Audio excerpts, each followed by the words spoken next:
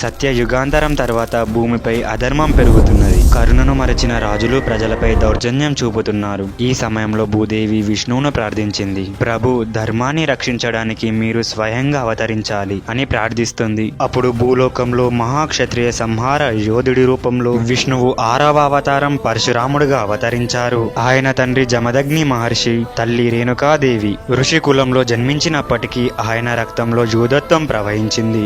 ఆయన పుట్టుకతోనే దేవతలు అతనికి ఒక దివ్య ఆయుధం ఇచ్చారు. అదే పరశు. అందుకే ఆయనను పరశురాముడు అని పిలిచారు. పరశురాముడు చిన్న వయసులోనే అపార శౌర్యం ప్రదర్శించాడు. ఆయనకు యుద్ధ విద్యలో ఆసక్తి పెరిగింది. ఒకరోజు ఆయన హిమాలయాలకు వెళ్లి మహాదేవుణ్ణి దర్శించి, ప్రభు, నాకు శస్త్ర విద్యలో పరాకాష్ఠం కావాలి అని ప్రార్థించాడు. అందుకు శివుడు సంతోషించి అతనికి త్రిపురాసుర సంహారం చేసిన పరశు ఇచ్చి, నీ ధర్మ రక్షణ యాత్రకు ఇది తోడ్పడుతుంది అని ఆశీర్వదించాడు. శివుని కృపతో ఆయనకు అజేయత మరియు అమరత్వం వరముగా లభించాయి. ఆ కాలంలో ఒక మహారాజు కర్తవీర్య అర్జునుడు, అంటే 1000 చేతులవాడు, సహస్ర బాహువు అని కూడా పిలుస్తారు, అంటే భూమిపై రాజ్యం చేసేవాడు. అతను శివుని భక్తుడు అయినప్పటికీ గర్వం అతన్ని అధర్మ మార్గంలో నడిపింది. ఒకరోజు కర్తవీర్యుడు పరశురాముడి ఆశ్రమానికి వచ్చి అతని తండ్రి జమదగ్ని మహర్షి ఇచ్చిన అతిథి సత్కారాన్ని స్వీకరించాడు. కానీ ఆ గౌరవాన్ని తక్కువగా భావించి తిరిగి తన సైన్యంతో వచ్చి కామదేవును దొంగలించాడు. ఆ అవమానం పరశురాముడి ఆగ్రహాన్ని రెచ్చగొట్టింది.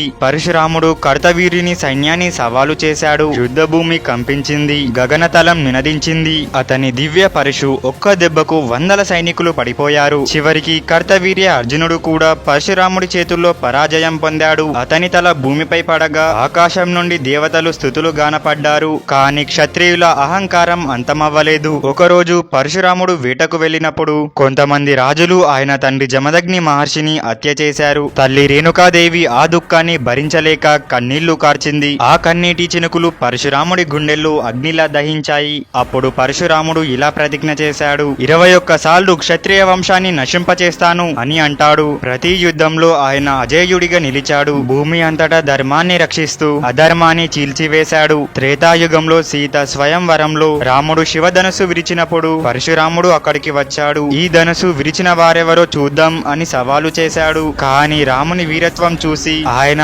ఆయుధాన్ని వదిలి, నీవే భవిష్యత్ యుగధర్మ రక్షకుడు అని ఆశీర్వదించి వెనుకడుగు వేశారు. ద్వాపర యుగంలో కూడా పరశురాముడు జీవించి ఉన్నాడు. ద్రోణాచార్యుడు, భీష్ముడు, కర్ణుడు ఈ ముగ్గురే ఆయన శిష్యులు. కర్ణుడికి ఆయన దివ్యాస్త్ర విద్య నేర్పినప్పటికీ కర్ణుడు తన కులం గురించి అబద్ధం చెప్పిన విషయం తెలిసి అతనికి బ్రహ్మాస్త్ర వినియోగం మరచే శాపమిచ్చాడు. పరశురాముడు అమరుడు. ఇప్పటికీ మహేంద్రగిరి పర్వతంపై తపస్సు చేస్తూ ఉన్నారని పురాణాలు చెప్తున్నాయి. భవిష్యత్తులో కల్కి అవతారానికి తన ఆయుధాన్ని ఇచ్చి ధర్మాన్ని పునరుద్ధరించే మహాయుద్ధంలో పాల్గొంటాడు. పరశురాముడు ఆగ్రహం మరియు కరుణ కలిసిన అవతారం. ఒక చేతిలో పరశు, మరో చేతిలో ధర్మం. ఆయన గాథ మనకు ఏం చెప్తుందంటే ధర్మం కోసం యుద్ధం అనివార్యమైతే వెనుకడుగు వేయకూడదు.